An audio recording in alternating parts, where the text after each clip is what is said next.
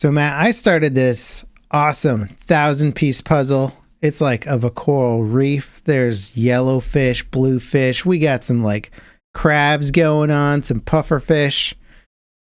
I'm definitely in my elder gaming years. I mean, does that count as game? I mean, we're switching from games to puzzle making now. Maybe there's some puzzle games I can play out there. There's tons of them. Yeah. If the most stuff I played last week was pinball and making puzzles, what stage of gamerdom am I in now?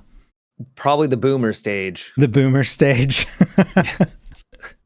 I did play a couple games last week. There was a FPS plugin update for Unreal Engine Fortnite. That's not a game, LevelCap. They are... That's a plug-in to an engine. Okay. But people made games with it. Ah, okay. It's like it's basically Roblox, and I'm waiting to see if Roblox with the Unreal Engine gets like really interesting, because it has the potential to be anything, right? And so they added the FPS mod for it, and it's neat, but it's just so early that it just feels like first person in Fortnite basically right now. We'll see where they can go with it. Yeah. Okay.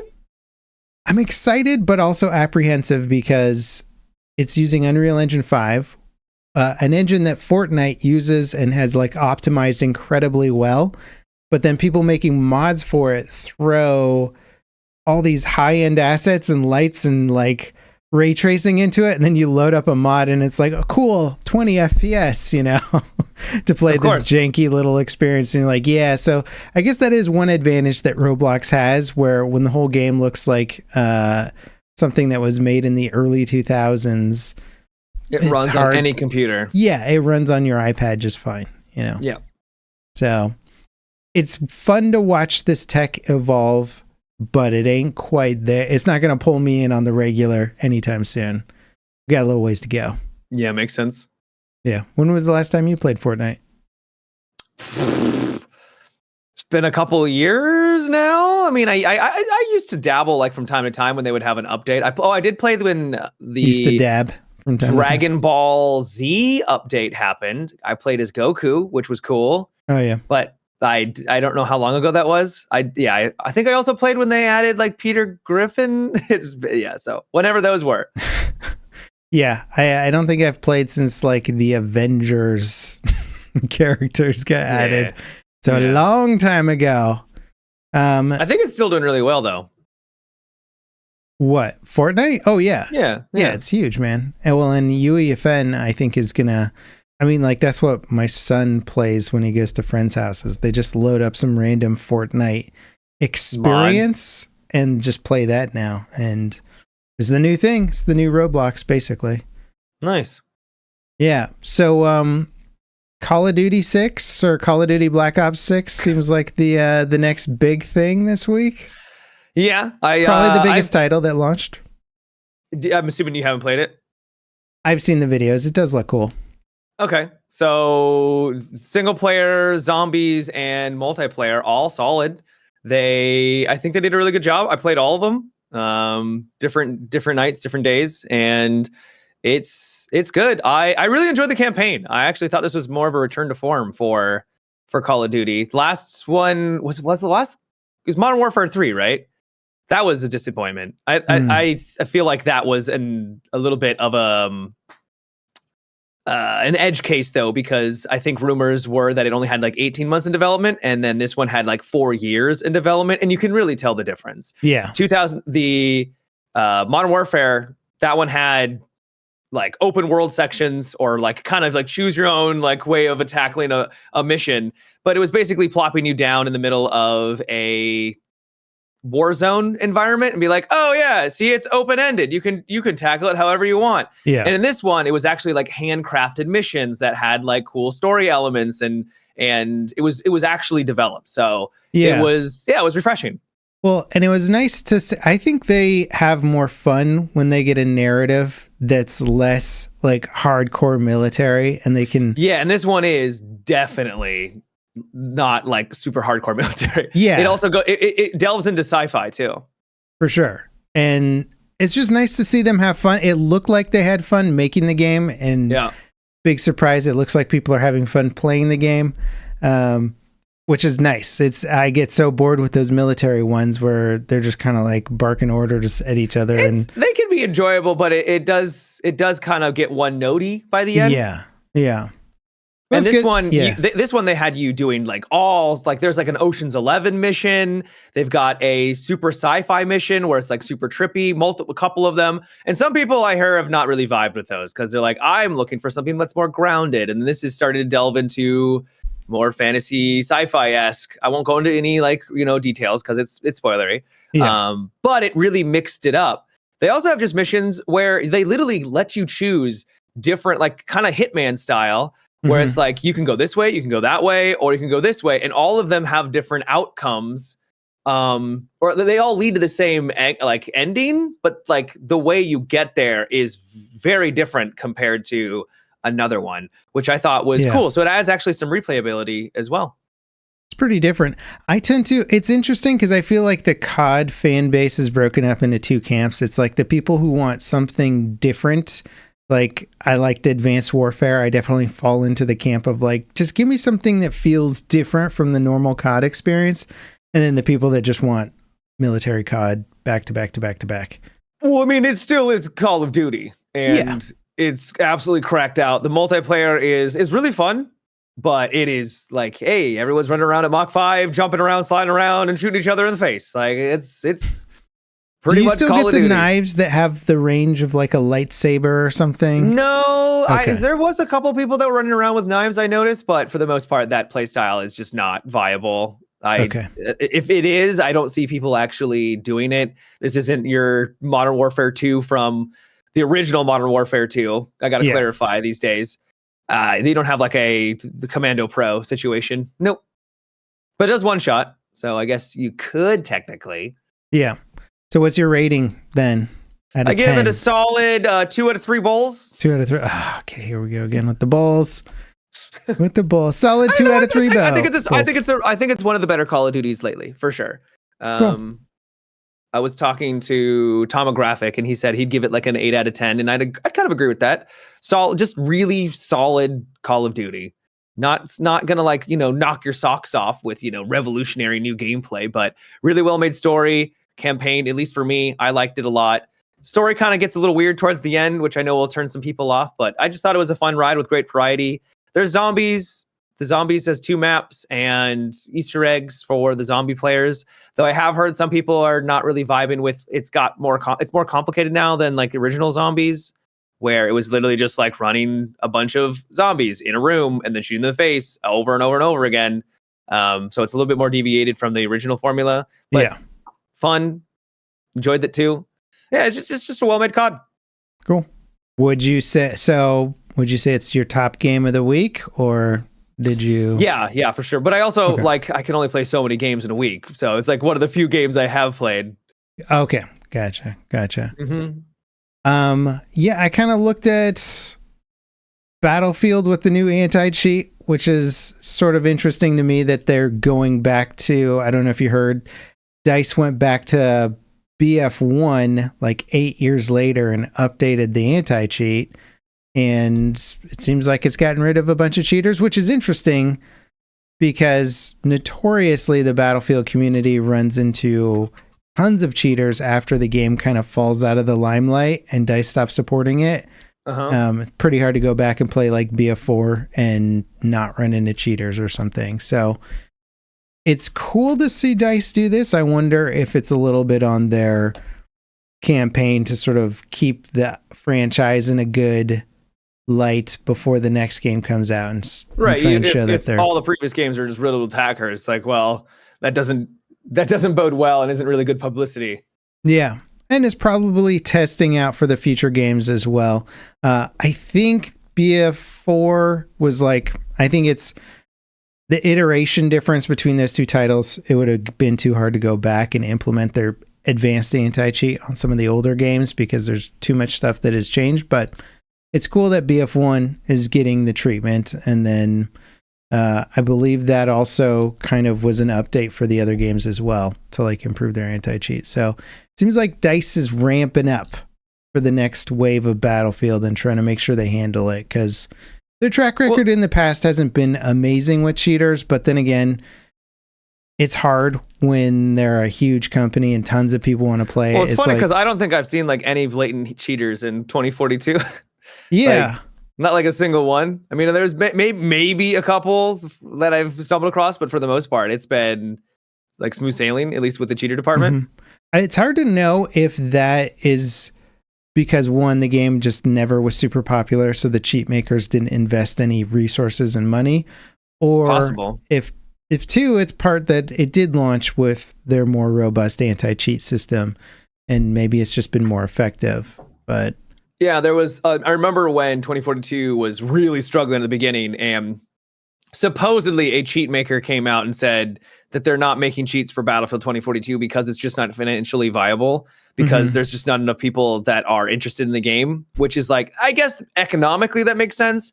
But at the same time, if you are claiming to be a cheat manufacturer, hacker, you're already a very untrustworthy person, and this could just be another thing. Because at that time, everyone was dogpiling on how, Battlefield 2042 bad. So it just kind of added fuel to that fire. So it's like, hey, you might be telling the truth, but also at the same time, this is very convenient to come out right now. Yeah, right. There is without question a notion of truth to any sort of economic situation like that, where it's like, what's going to be the best time for our investment as a cheat maker? And 2042 is not going to be high up on that list. But it seems like also in a market that was lacking cheats, somebody would want to make cheats and sort of be the only cheat maker in that market. But, it's funny. I mean, I'm just talking about the economics of it, right? I know. It just is really funny. That's all. Yeah. But it's like Call of Duty has had cheats and like pretty high-end cheats for a long time. It's just the popular games, once they get going, it gets really hard for those devs to crack down on it. So maybe DICE is ramping up for the next wave of battling with the cheat makers, and hopefully they'll be more on top of it. I remember reading up on you remember that game, The Cycle, that got shut down? Yep. Those devs, like, it got overrun with cheaters at one point during its life cycle, and so there's like a whole, I think they spent like 6 months to a year. Yeah, it was a death spiral. Yeah, rebuilding their anti-cheat software. And it was interesting to hear them do a talk on it where they were like basically talking about needing a layered anti-cheat system where you've got like easy anti-cheat and then their own bespoke system and then another stat-based system. And then so it was like 4 systems, and that would make it really hard for the cheat makers to anticipate every single one of those ones. And then those ones are all getting updated based on the people who make those anti-cheat software. So it becomes really difficult. Whereas if you only have like one primary anti-cheat on your game, then they can follow it easier. And so they talked about that being really effective. It's unfortunate that the game died afterwards. Yeah, I was going to say, it would have been nice if they had that at launch. A lot of people contribute the fall of The Cycle because it just had a huge cheater problem, and taking 6 months or whatever to fix it, your player base is already gone because, well, the cheaters ruined it for everyone. Yeah, it's sad that game kind of went away, because you remember it launched as something entirely different that it ended up as. I think you did a video about that a long time ago where you were showing off. It was like a battle royale mixed with PvE. Yeah, like when it first launched, you could either fight other players and try and take basically their money or whatever they had earned. I can't even remember. It was probably like goop or something, my goop points. Sure. Goop points. Yeah. Yeah. Or you could go and you could do the PvE objectives and gain your points that way. And so there's 2 kind of different schools of thought on how to play the game. Or you could mix and match and sort of go for what the most opportune thing was at the time. And so that kind of made it different as an extraction shooter. And then the game, I guess, started to not do well, and they just pivoted to like pretty much a standard extraction shooter. Yep. I was like, well, now it's not really different, and I think that is different because the only other extraction shooter really at the time was Tarkov. Yeah, but I'm saying when they pivoted, I think they kind of just fell into the same genre as many other extractions at that time, where it was just like, okay, we just go and kind of kill players and extract or whatever. But what other extraction shooter was there besides Tarkov? and maybe Hunt Showdown, but Hunt Showdown isn't really it's an extraction shooter technically, but not. I don't know. Like I think there was a bunch all kind of competing to be the next extraction shooter, with many just not taking off. But anyway, I thought it was a cool concept to begin with, and then they just kind of were trying to keep it alive and seemed like they didn't really know where to go with the game idea. But it was neat. I like the idea of drop podding down to the planet and then having to get out. And I feel like it being consistent too was interesting, where it was like a 6-hour server where it would then you would just drop in, and there was other players there who were already dropped in and just kind of had to make do. Yep. Speaking of extraction shooters, did you see the titillating marathon devlog update? I did not see it. No, I heard about it from you about 2 minutes before the podcast. Yeah, it dropped earlier today, and I'll be honest, I'm excited to see what Marathon's going to be, because it's Bungie, and this would be their first new IP since Destiny, and they haven't really had a failed IP in a long time, right? Like Bungie tends to strike gold when they come out with something new, and this is like a revival of their classic shooter. And, of course, it's going to have Bungie art and story crafting and all that stuff that they're really well known for. But they're doing an extraction shooter in the middle of like kind of extraction shooter overload to an extent, where people are like, okay, another extraction shooter, or it's like kind of a hero extraction shooter, I guess. Yeah, I know that there's a little burnout on extraction shooters, but I would argue that we don't actually have anyone, and this could just be indicative that the genre just does not have legs, because the only one right now is Tarkov and Hunt Showdown. Can you think of any others that have come out and actually had like longevity and stayed around for longer than a couple of months? I don't know. How do do people still play the Call of Duty ones? DMZ, no, I mean they shut down support for it. Okay. It's not really getting anything new. Okay. So that's done. What about you can still play it. What about the knockoff Hunt Showdown Arena Battleground? That is. The Tarkov knockoff. I guess there is Delta Force that's releasing. Yeah. But that one, I don't know about that one. That has like blatant pay to win, and that turned off a lot of people. Yeah. A lot of people. Yeah, I don't know which ones are succeeding. I know that there's a lot trying to succeed, but I don't know which ones have actually made it. And I don't think we can quite call Delta Forces a success, because it doesn't look like it's got a lot of necessarily depth to it either, where like you could see.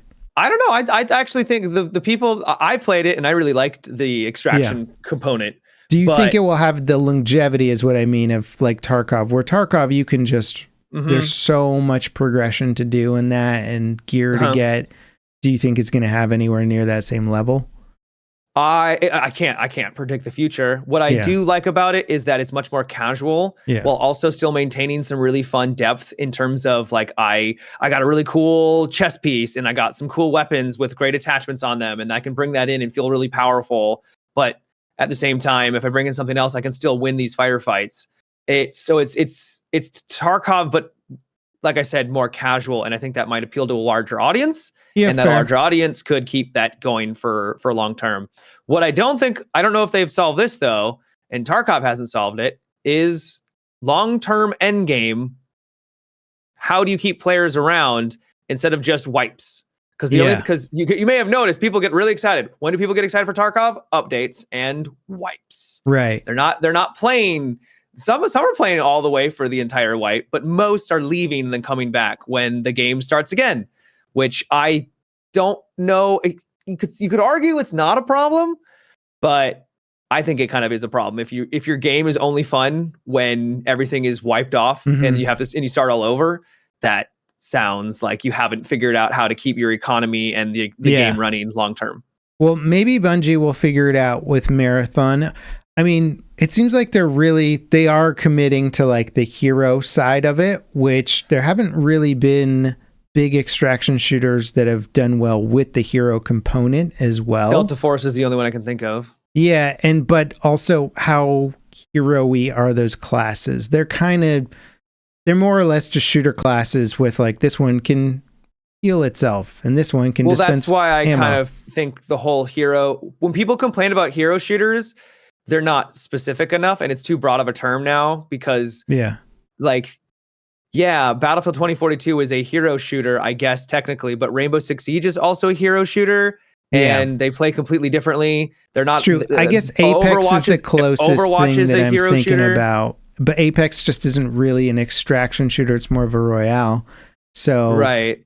But it sounds like they're kind of going for that angle, but with a royale type vibe. Anyway, this devlog that they put out was like 10 minutes, and the info was like 2 screenshots of some characters. I felt bad for the dev making it, because I swear it was like his boss came and was like, hey man, you want to make a devlog? Also, you can't talk about anything. You can't reveal anything. And so he's just like, here's 2 screenshots, and we're working on the game, and potentially a beta maybe next year type thing or whatever. And you're like, okay. It was like 10 minutes. The top comment is TLDR, like 2 screenshots and maybe an open play session next year or something. Yeah. Anyway, it was just kind of funny watching it, because Bungie's such a prestigious company. I mean, even if they've been kind of getting pooped on lately in the news because they're not doing well in many mishandled things. Yeah. But they're still a prestigious company, and they're like, here's your tidbit of marathon info. And it was like, nothing. I don't know. My devlogs are far more entertaining than what they put out. You might be a little biased, but I do agree. I am biased, but also I just I talk about stuff. Well, you actually have info in your devlog. Oh my gosh. Anyway, dang it, Bungie, getting me all excited. I don't know. I did a deep dive into the marathon games recently, and that kind of got me excited about the lore again. I was like, okay, they do have really cool lore in the marathon universe. So now I want to see how that's handled in sort of in an up-to-date game that wasn't made in the 90s, So that part of it I'm excited about, but we still have no idea what to expect from the rest of the game. I mean, they bring up really interesting things about how it'll be community driven, and how I could be misremembering, but you and people will have to tackle challenges or something in the world and discover something that will then open up different maps and uncover different quest lines. And it's like, that's really cool. And they say how people who discover it first will have their name, plaque on a plaque or, whatever, right? Immortalized. And it's really interesting, but it's like, yeah, you have these really cool set pieces, but one guy figures it out, and then of course everyone now has it. So I don't know. That just seems a little gimmicky to me, but it's cool. It's a cool idea. I'm excited, like you said, but I just don't know if they can make it work, because there's been so many, like we've talked about, that have tried for these extraction shooters, and they've been kind of successful, but this is probably the biggest push from a big developer. Yeah. And I think hopefully at this point they're realizing that they can't just iterate on what's already been done and be like, oh, it's 20% different. Hopefully they're realizing that they really gotta go outside the box on this one and throw some stuff in there. So yeah, like you said, the ideas that they're throwing into this sound kind of Bungie-esque, and mission and quests and narrative stuff tied in. That could be a fun way to do it, where Helldivers has all the narrative elements tied into the way that they're doing a game that otherwise has a lot of formulaic aspects to it, but they're tying in cool narrative stuff. So maybe they could use that as their angle. Yeah. You want to hear some Star Citizen news? Yeah. Yeah, exciting. Man. Hit me up with it.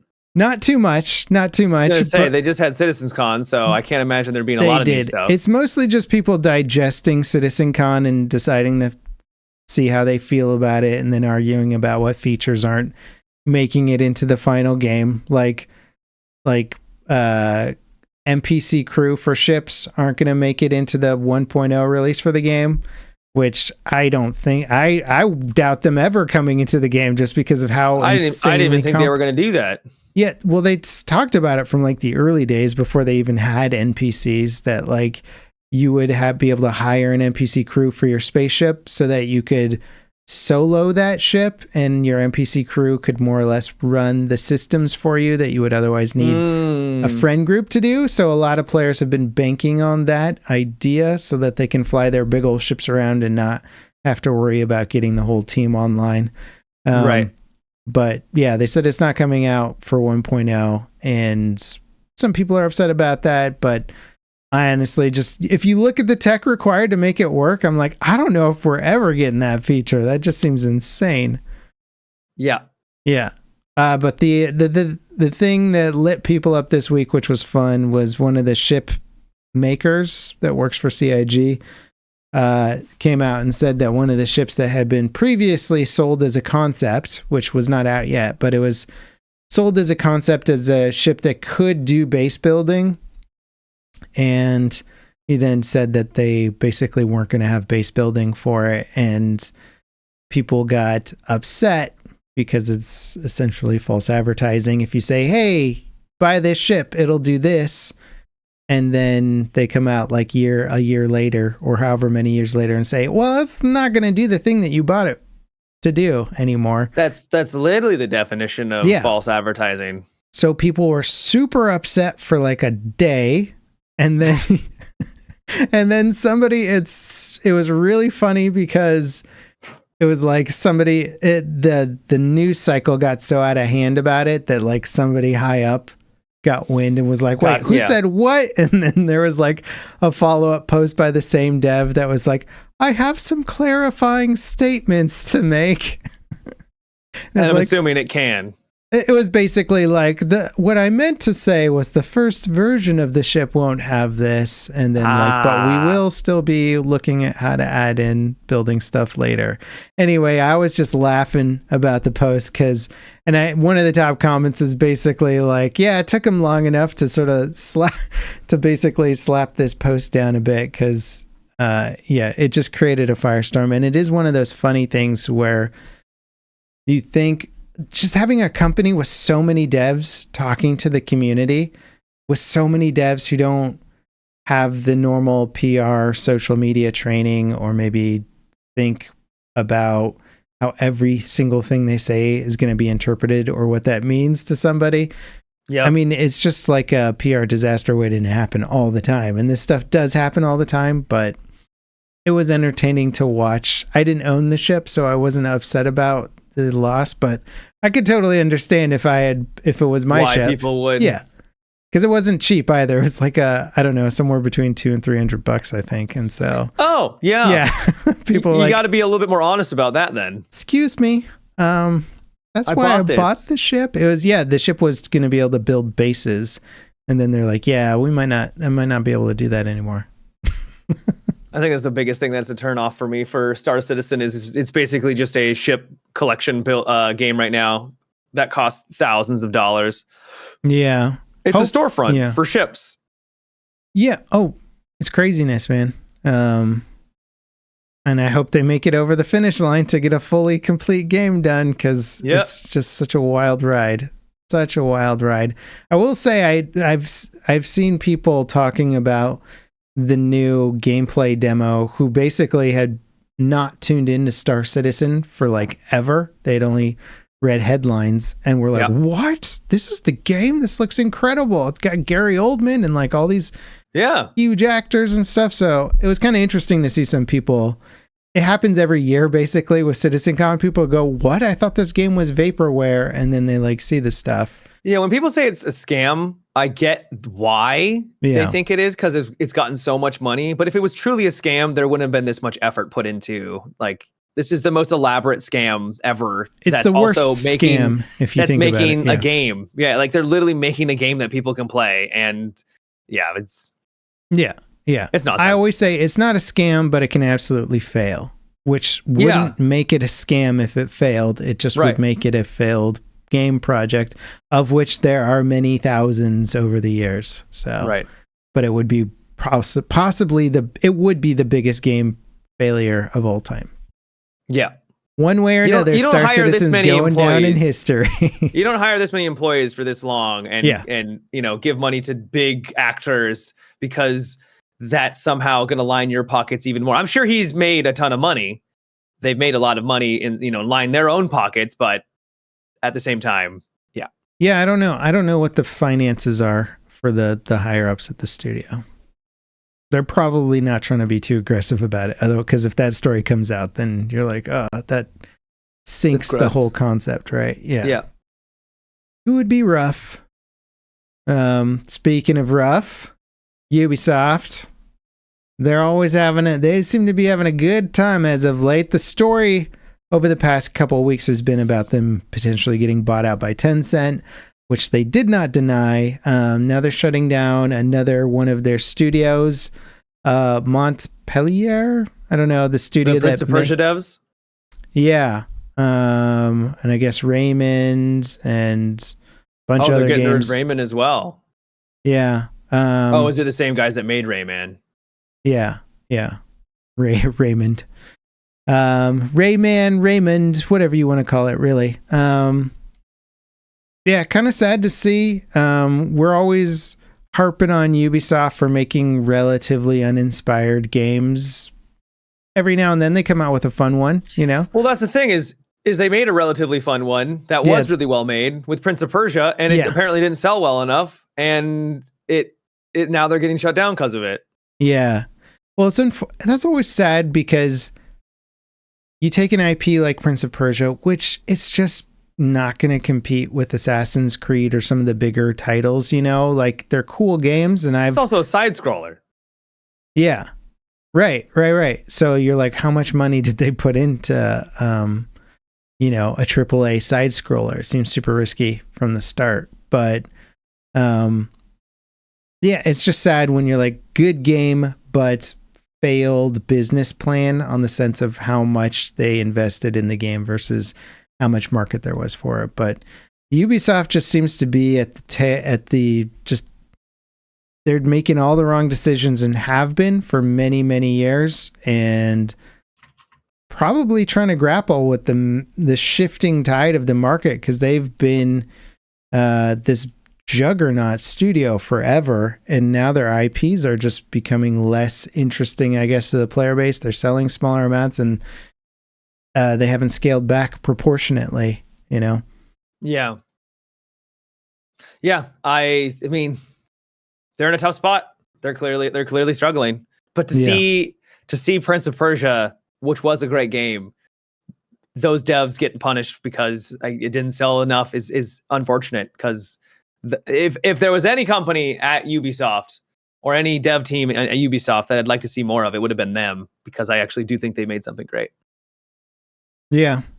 And hopefully a lot of these games will get looked at as more of like maybe a double A production down the road. Where I think it was more of a double A. Was it?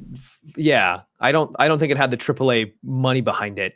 I would be very surprised if it did. If it did have AAA money behind it, then yeah, I could see that being a huge loss. But it wasn't like insane in terms of its scope. Yeah. Anyway, Ubisoft losing another studio. What do you think the odds of Tencent buying them are at this point?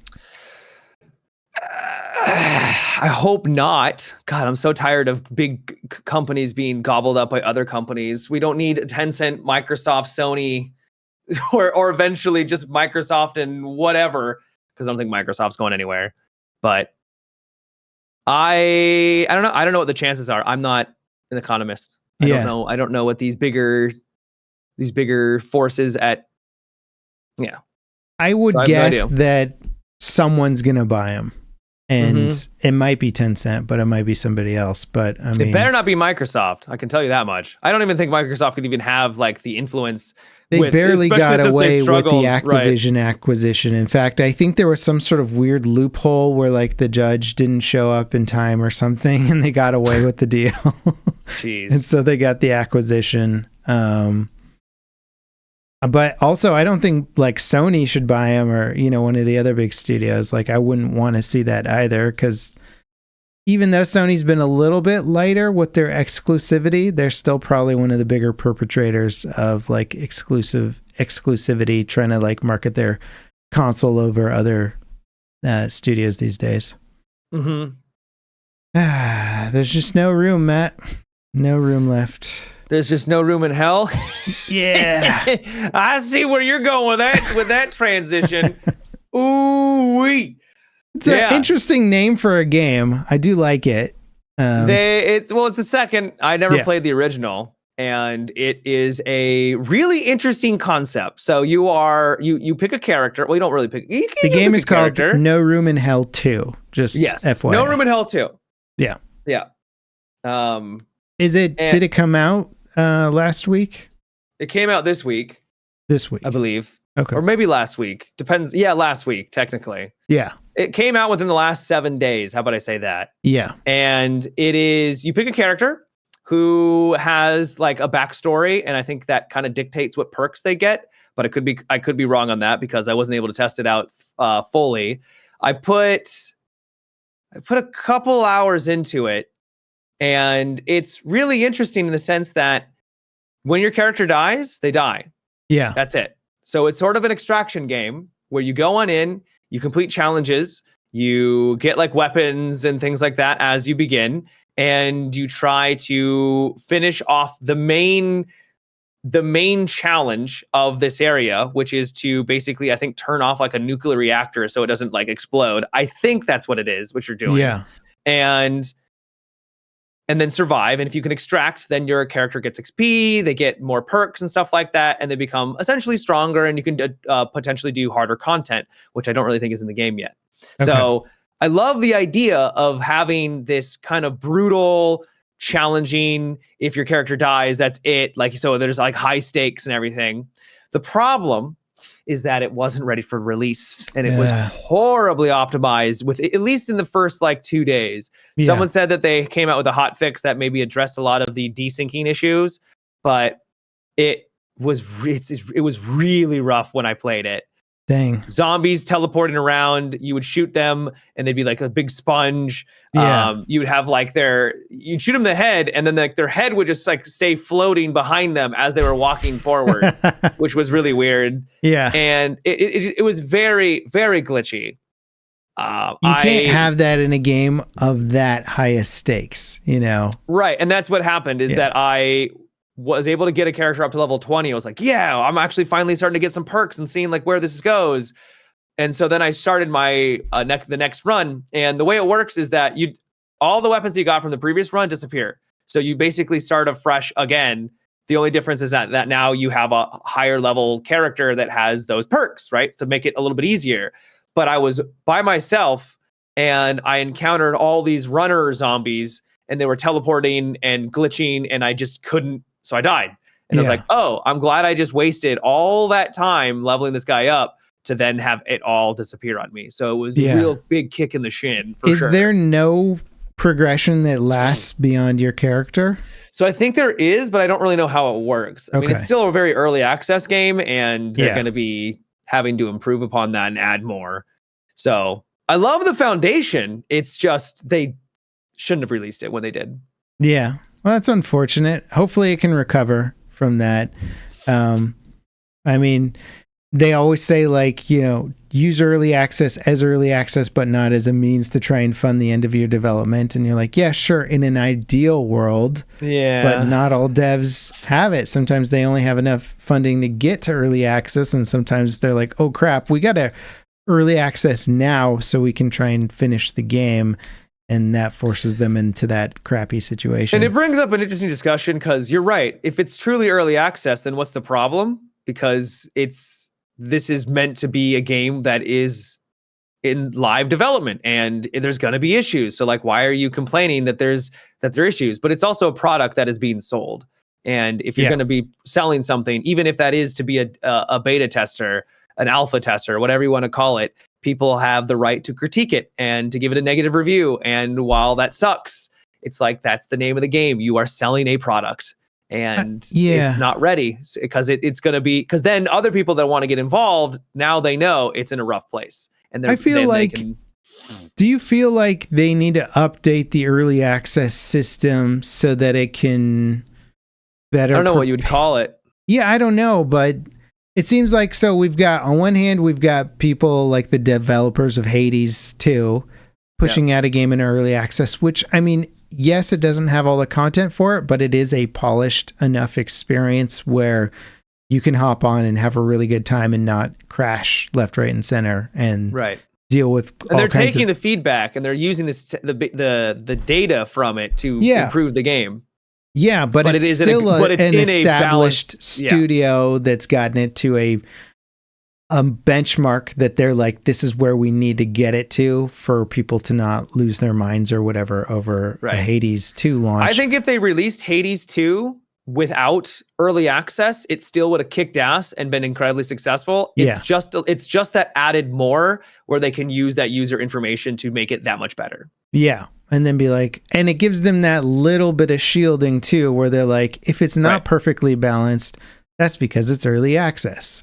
But it's and then you've got the other side of the equation, which are like small dev teams that are, their game is playable, but like barely. And they really need testing. They really need feedback. They're going to use early access to do that. And then people get all upset because there isn't really a clear. You can put a description of what your early access game means in Steam, and I believe they require you to do that so that when you buy it, it tells you what to expect. But it would be nice if there was maybe a labeling or a categorization of the level of early access or something, because like Hades could have been like a beta, right? It could have been a beta test where you look at something like The Forever Winter, which is like pre-alpha or something, you know? So having those types of labels with a definition of what that actually means or something, just so people understand what they're getting into and they're not saying early access versus early access. Yeah. Super early access. Early access phase 1, early access phase 2, whatever you want to do. It seems like Steam could use more iteration and more tools to help inform the user base so that you're like, I never buy games in alpha early access. I wait till beta early access or whatever. Then they could literally just use it like that. Yeah, this is alpha early access. This is beta early access. Yep. Yeah. I don't know, just an idea, but it's been a problem for quite a while, and I feel bad for the indie devs who really need to use early access to get their game over the finish line versus the established studios who absolutely don't need to, but are kind of using it for some additional feedback, a little bit of buffer, and double marketing, basically. Yeah. So for No Room in Hell, I'm keeping my eye on it. One thing I'm a little wary of is that so on the one hand, it's really cool. There'll be little buildings and little side quests that you can go on that will give you like a weapon. And so if you start off, you could go straight to like the mission areas and clear out the mission stuff, which will lead eventually to that final conclusion. What's in the middle of the reactor.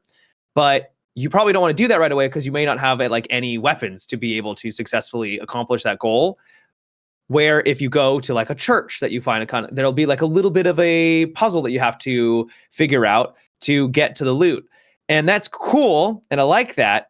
But I'm worried that even though those moments are awesome when you first play the game, I'm worried it's going to be repetitive. It's like, I spawned near the church. Let's do the church challenge really quick and get the loot. And then so it doesn't leave it. It's not open-ended kind of. I mean, it's open-ended in the sense that you can go anywhere. Yeah. But you can kind of make a guide that's like, go do the church thing 10 times or whatever, and then go do this. Yeah. Right. And I'm worried that might, even though it's really cool the first couple of times you do it, and that makes it feel more interesting originally, if it's not randomized enough and it just becomes like formulaic, we're like, I know what to do here. Yeah. The problem with trying to make these games like this is it can become repetitive. They always do become repetitive, but I'm worried that might be something that's fair. You know what I think is an interesting concept too is like take Diablo or something which has tons of repetition in it.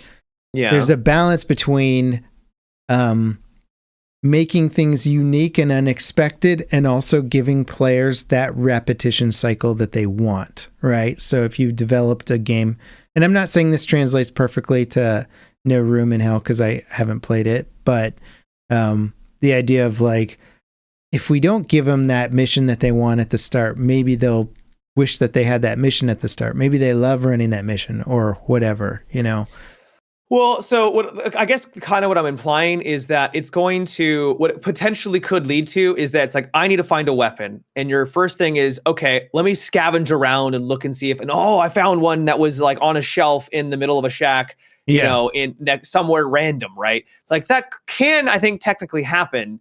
But you're not going to do that because you're like, I'm just going to go to the house. Right, you get the guaranteed that I know where spot. the challenge is. And once I'm done with the challenge, I know I'm guaranteed to at least get something good, right? Yeah. And so it always leads people to doing those things that they've done over and over and over again. I see what you're saying. So an element of randomness there makes it less of a guarantee that you're going to get that mission if you go to the house or whatever, you know? Right.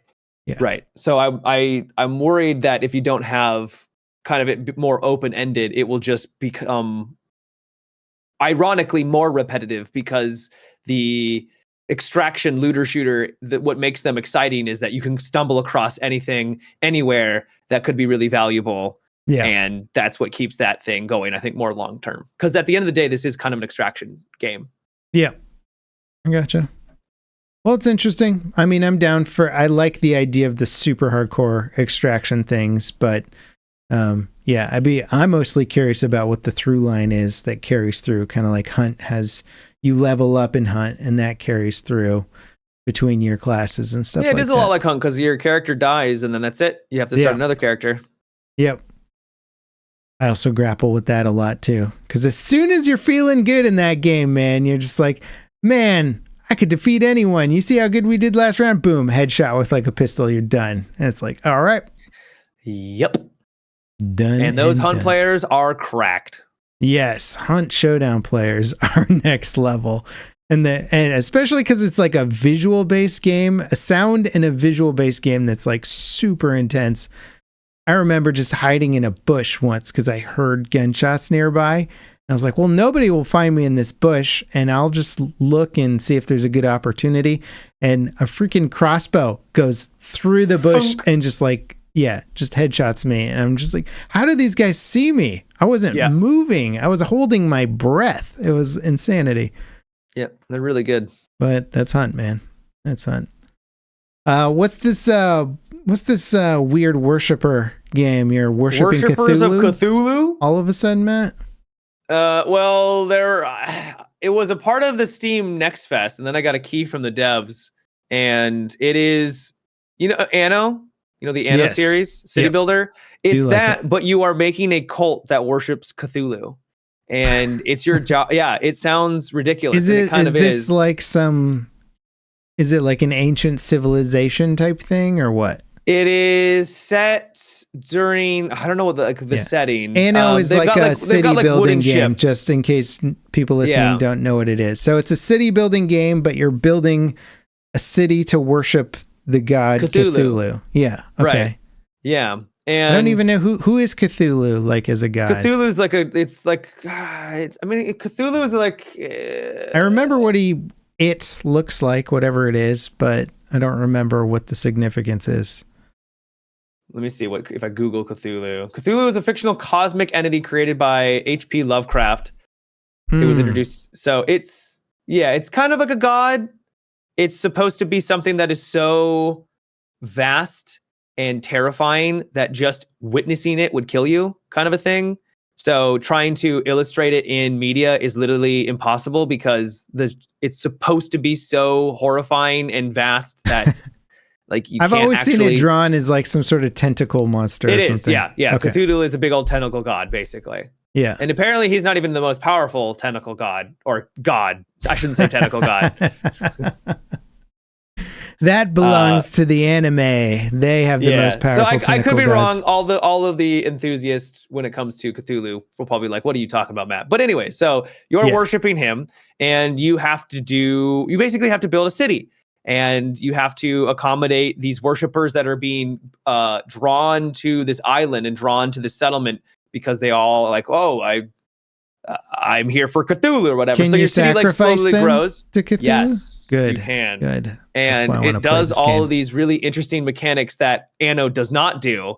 Even though at its core it is essentially Anno. You are trying to build out your city, accommodate their needs. Like they need clams, they need to have steak, they need to have all these different things, right? Clams and steak.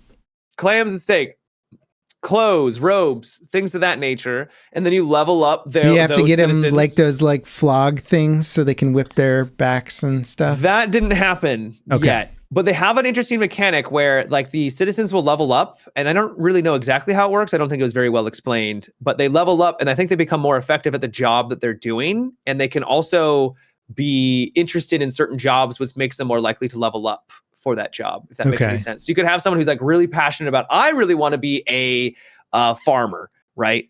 And it gives you a random person when they come to your colony of what their interests are. And so you have to like pick and choose where you want them to go and what job you want them to do. But then what you can do is you can every 10 minutes carve on their back a symbol, right? Like sacrifice, like sacrificial stuff. You carve basically a symbol on their back, and that, if you do it properly, will change what they're interested in. And so you can like adjust, like, oh, I need to have more people that are interested in farming or whatever. Can you change that later, or once they've been carved, it's like permanent? You can only carve them once. That sounds terrible. Well, the game sounds terrible. It sounds like you're a terrible person, kind of. Yeah, you have to sacrifice. So you also sacrifice people, and you can create these horrors that allow you to take out ships. So instead of creating a fleet, you create these abomination demon things that will like, go out and kill other ships and take out settlements. And then you can take over those settlements, and now it becomes a new island that you control. Nice. And then you build up over there, and they've got their own resources and everything. Honestly, so Cthulhu is real, and it seems like worshiping him gives you quite a bit of power. And that's the objective of the game, is to worship Cthulhu and like just dominate everyone. Kind of like it, to be honest. Yeah, it's cool. It's also got some horror elements too, where you will something will happen in your settlement, and there'll be like a brief description of how you want to handle it, and those descriptions are like freaky, like real freaky. Give me an example. And you come across this child that is born, something's weird about it, something's off. It looks like it's got like worms wiggling behind its eyes, and then you touch its forehead or something, and then all of a sudden everything like jettisons into your mouth, and all like the worms come out, and then all of a sudden a man is in front of you, and you now have a new villager who is ready to do what you need of him, but there's something off about his smile. Right. So it's like these really just creepy stories. Right. I'm not like it's nice. Better illustrated, in game. I'm not a storyteller here. Yeah. But stuff like that. Okay. I like it. I'm down with the horror city builder. Sounds fun. Yeah. That's cool. That's cool. But it's in early access. I think I got a key. I think there's only like, and there's a story that kind of permeates throughout, and it's kind of, you need to follow it to like continue on, and I think it only goes to Act 2 right now, so it's not done. It's not close to done. I mean, if we knew about Cthulhu and like Cthulhu was real, Matt, I mean, would you worship Cthulhu if we knew it existed? I mean, say you're if you don't worship Cthulhu, then you're not protected from Cthulhu, right? But if you do worship Cthulhu, maybe you're protected from Cthulhu, right? What do you do? Yeah, maybe. But like at the same time, they sacrifice people to Cthulhu, so yeah. I wonder what that's like. It's probably not great. I mean, you're getting lit on fire, so yeah. So it's not like quick and painless sacrifice. No, it's not really all roses. Yeah. It's the bad sacrifice. Yeah. Yeah, there was one sacrifice where they like slit their throat, and then a bunch of things jettisoned out of their chest. It's like, okay, all right. Yep. It's a horror game, but city builder. It's strange, but it kind of works. I was vibing with it. Yeah, I like it. They could do a Satisfactory next time where you're like, you have to like harvest organs or something. Yeah. That sounds all right. I'm gonna instead of iron, you have a like an organ farmer, or a factory. You know, that's in the works right now, Matt. That's probably like some guys making it. It's just satisfactory. God, I hope not. Yeah. Well, speaking of horror, I saw Alien Romulus. Have you heard anything about this? Other than it was good. Yeah. That's my main takeaway as well. Alien Romulus is fantastic. Like the Alien franchise has been so weird with like Ridley Scott doing all his weird Prometheus stuff and having that leading into all kinds of weird. Yeah, that was horrible.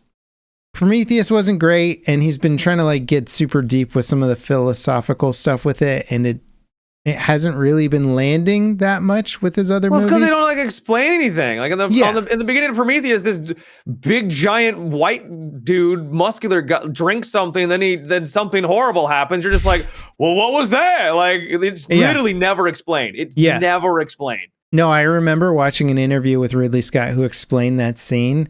And I'm just sitting there like, how is anybody supposed to get what that actually meant? Like, What are you talking? He's like, what do you mean? You don't know you have to, it's an analogy for Prometheus and blah, blah, blah. And you're like, okay, like, come on, man. If you have to explain it outside of the media, then you failed with the media. Yeah. It's like we harp on games all the time if I have to go to like a website or watch a video to understand how to play your game or whatever, like, it's not like, do your work, guys. So anyway, Ridley Scott, I believe, produced this movie, but somebody else directed it. And it's like all the best moments from Alien, the first Alien, and Aliens. It's a little fan servicey at times where there's just straight up scenes and shots that are like the scene that everybody likes from the Aliens movie or something. But it seems like it was done mostly with actual set pieces. They didn't like CG the crap out of the movie. Not everything was CG. And there's some horrifying characters in it. And it is just such a fun adventure that's like got all the really fun retro futuristic vibes of the Alien universe in it with like those old CRT monitors and like, text streaming across the screen yet they have androids and replicants still. So it's like, you've got this sort of retro future vibe, and it is just done so well. And the shots are incredible, and they go to space, and there's like rings of a planet, and it just they shoot it like it's supposed to look real, and then they hit you with the horror stuff, and it's fun, man. It's horrifying. It felt like a video game, watching a video game at moments in the film, because they really have a lot of fun with like physics puzzles. Like they'll be in a situation and they have to solve a problem to like get out of a room or something, and it turns into this fun little physics puzzle where you as the audience member are like, oh, do that thing over there, flip this lever and do the thing, and then they do it that way and you're like, oh, that was cool and satisfying. And that is cool. Yeah. Great movie. I hope this guy just takes over. There was a scene that I saw in the trailer where like this woman, she shines some sort of device and it illuminates the inside of her chest, and you can see the alien inside of her chest. Yeah. Did they ever explain what that device was originally intended to do? Yeah, it's like a medical x-ray advice. So like if you have a fracture in your arm, you could like shine it and see where the bone is. And like, what the hell is that used for? Like, yeah, it just seems oddly convenient that we can see inside of someone's chest cavity. Well, it's funny because when they introduce the device, the person picks it up and is like, whoa, what's this thing for? And then they shine it like through their arm, like, oh, that's pretty cool. And then like, never again is the device addressed. And you're like, yeah, I know where this is going. Yeah, they got to establish it. It's like, it's the McGuffin. It's fine. It's fine. Yeah. I just thought it was kind of funny. It's like, what the hell? Like, what is this thing? The movie does a really good job. Are you familiar with Wayland? I think it's like Wayland Yutani or something like that, which is it's the corporation that Ripley works for in the movies. Oh, okay, yeah. It's basically this like horrible corporation that controls, I think, all space exploration for humanity, or at least the majority of it. So they make everything that you need. So they're the one. Like it was helmed by the guy in Prometheus who wanted to become immortal.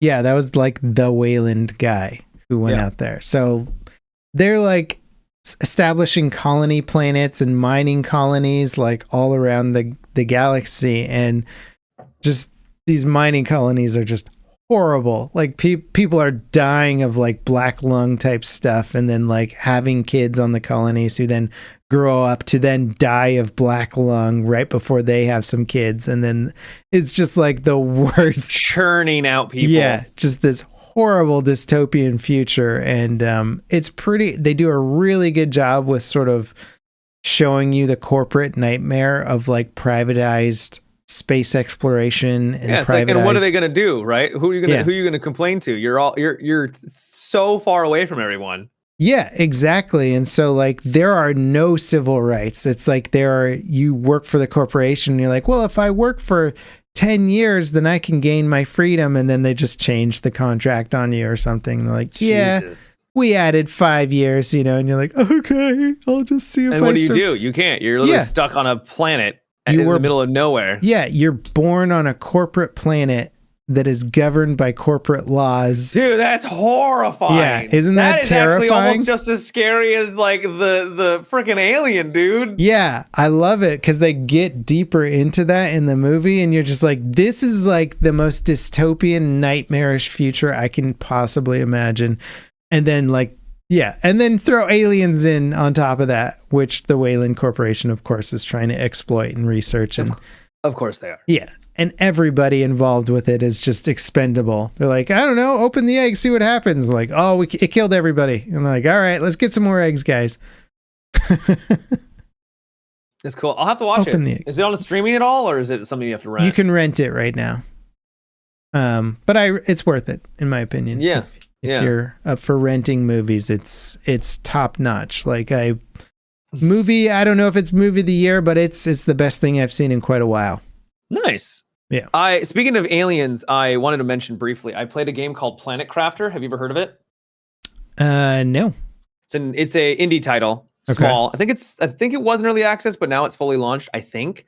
Mm-hmm. But what's really intriguing is that it's literally the name. You are terraforming a planet. I love the idea. And the graphics themselves aren't like anything really to write home about, but you crash land on a planet and you discover that you're actually serving a sentence, and your sentence is to terraform. Nice. It. So you have to basically manage all these different things: heat, pressure, eventually oxygen, eventually plants, and then I think eventually it turns into like animals too. But it's like this slow. So you have like goals. The first thing is to make the sky blue. You're like, oh, okay. So you get like mines down to start pressurizing things. And why do they care what color the sky is? Well, because we want to make it like Earth, right? So okay. I thought it was blue because it reflected the ocean also.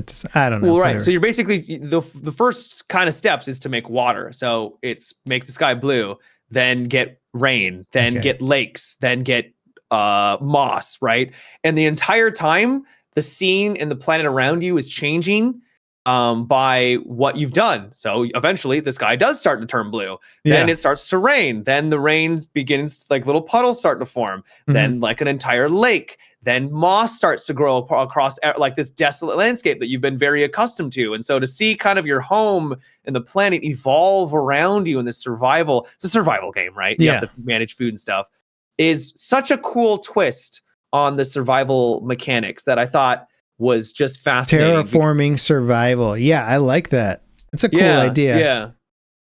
I've been fascinated with that idea of like the prisoner concept too, where it's like that's your prison sentence.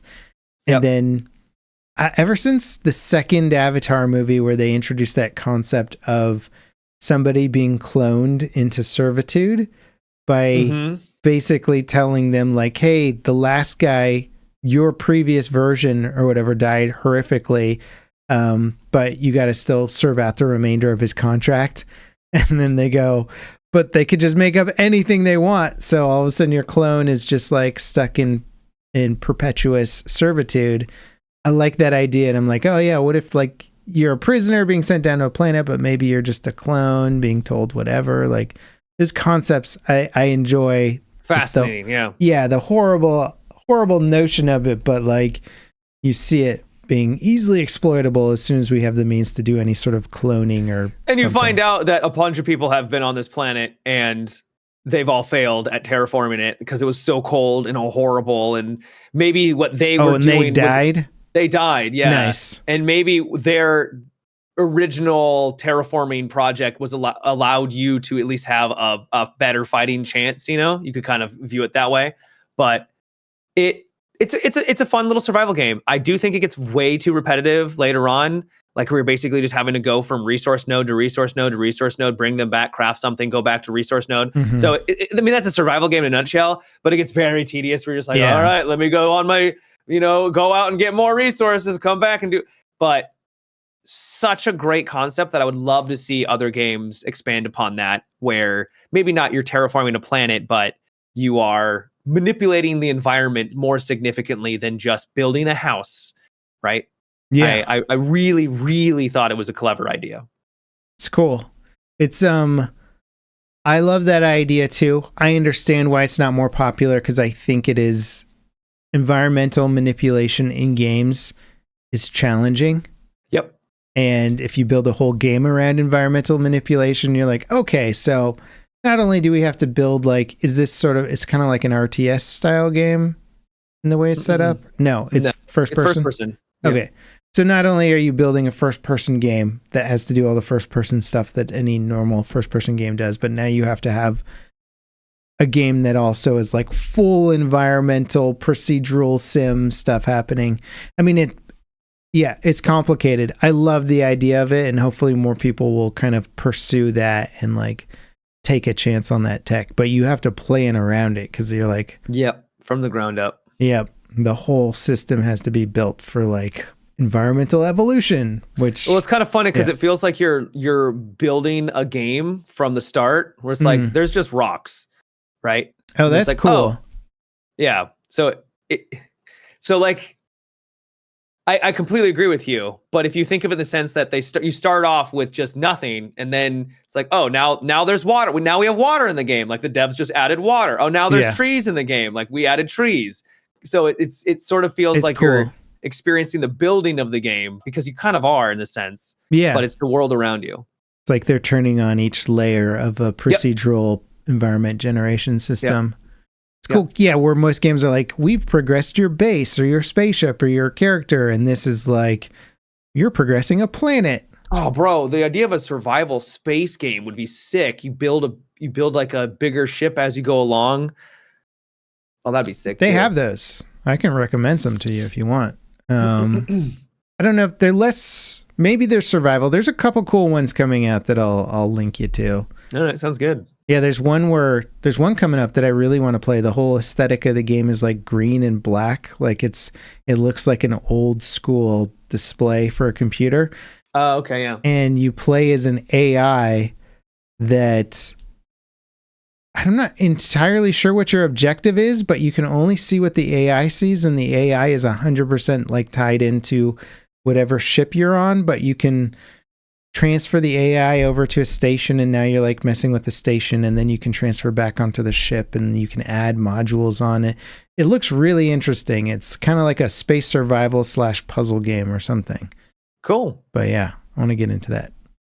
I'm also totally down with space survival. Remember the what was that space first person shooter game, that Boundary? You remember Boundary? Oh, yeah. Man, imagine if they had just done survival. If they had taken all those beautiful visuals and the awesome space station crafting that they did and said, okay, meteor strikes have hit this massive station structure that you're on. You're detached from people. You got to get back and grab oxygen tanks because you're constantly running low on oxygen and other supplies. That would be so cool. I feel like there's a really good game in there somewhere. Well, there was kind of something like that, sort of a Subnautica, but in space. Was that one that was supposed to be in VR, or was VR or something? I don't know. It was a big comedy game, but unfortunately it didn't really hit all the way through. I liked the beginning, but I didn't like it. I didn't finish it because it was okay. Yeah, but gotcha. Yeah. Stalker Boundary in was space. cool. I'm down for it. Boundary was cool, but it's so hard to make a shooter and be competitive and keep your player base. They didn't have any good game modes. Really No, good, they really cool didn't. mechanics, but their game modes were like, you guys like TDM, right? Like, that's what you guys are leading with? You did all this work and you give us TDM? Give us any other game mode, you know? Like, Yeah. I mean, it was sort of they could have gone the extraction or the Royale route and just been like, it's extraction or Royale, but in space. They probably would have seen way more success. And even that, I'm not as interested by. Like, I think a survival angle would have been super cool, but yeah. Oh, wow. It's no longer available on Steam. They cut it all off. Yeah, there was some drama with their publishers, I think, about them not getting paid or something like that. And I think they pulled the game. Like the dev studio didn't get paid. You can't buy you can't play it or buy it. So yeah, I don't know what the deal was, but I remember reading that the devs like posted something where they're like, yeah, we're not getting paid by the publisher, so we're gonna pull the game or something. I don't know. It sounded like things did not end well over there, unfortunately, because they put together a pretty solid game. Just took forever. Yep. Yeah. That was in the works for quite a while. Indeed. Unfortunate. I noticed you checked out The Penguin. Yeah, I saw like an episode and a half. It's great. Yeah. I was like, damn, if only they could have like done more DC stuff like this, expanding their universe with more television. And maybe this is the beginning of that, because I really liked the Batman with what's his face. And this is more of that, but with really, I don't know. It's only the first episode and everything, but really good start. Yeah. Like I'm like, oh, okay. I want to watch the next episode. And then I was like, no, I need to go to bed. So I like the angle because DC for me has been less interesting with the more Marvel approach that they have taken. Like it just, they're competing directly with Marvel, but for whatever reason, it's just not hitting with me. And their versions of all the characters in that vein have just been they just feel second-rate Marvel to a degree.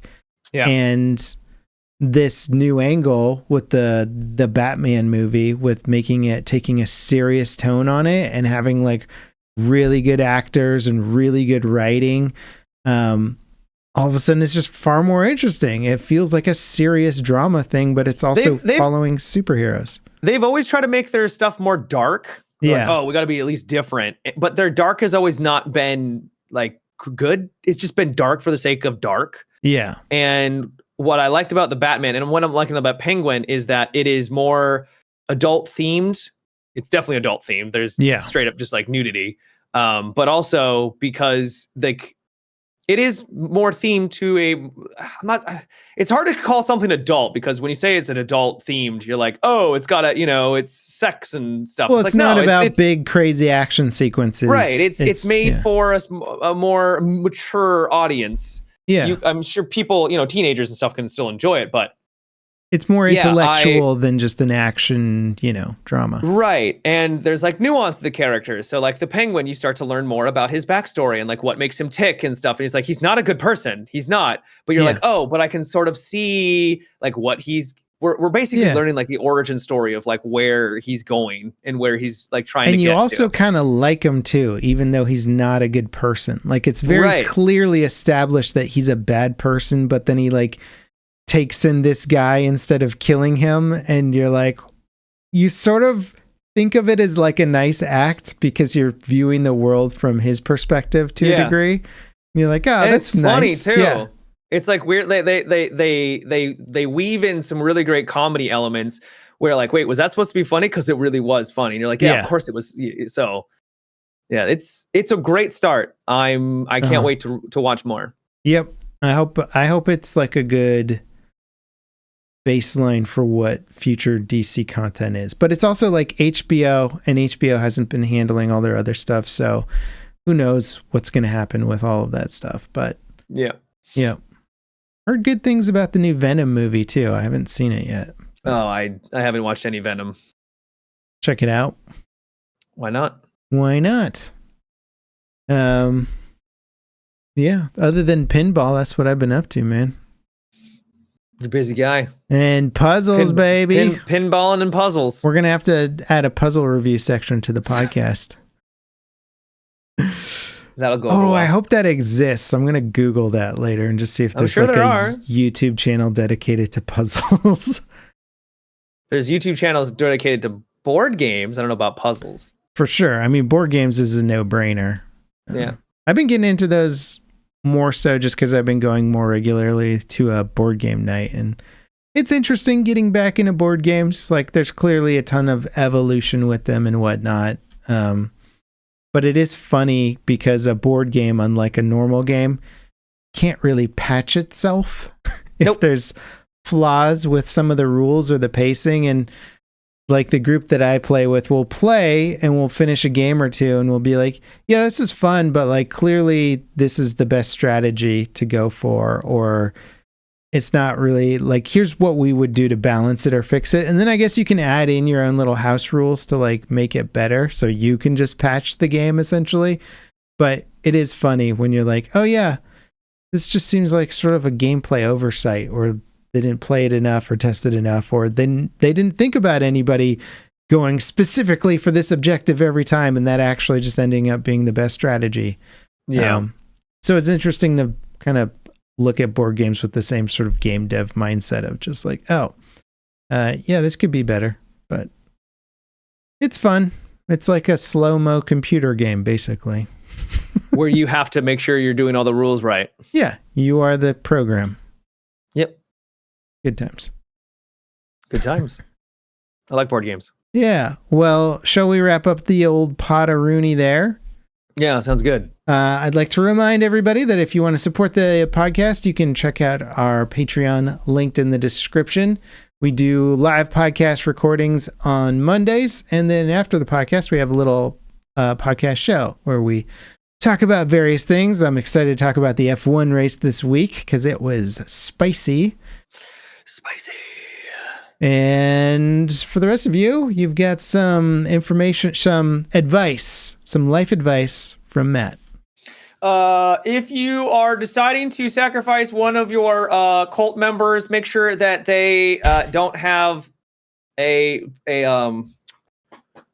what is it called? Make sure they don't have any skills that you need specifically.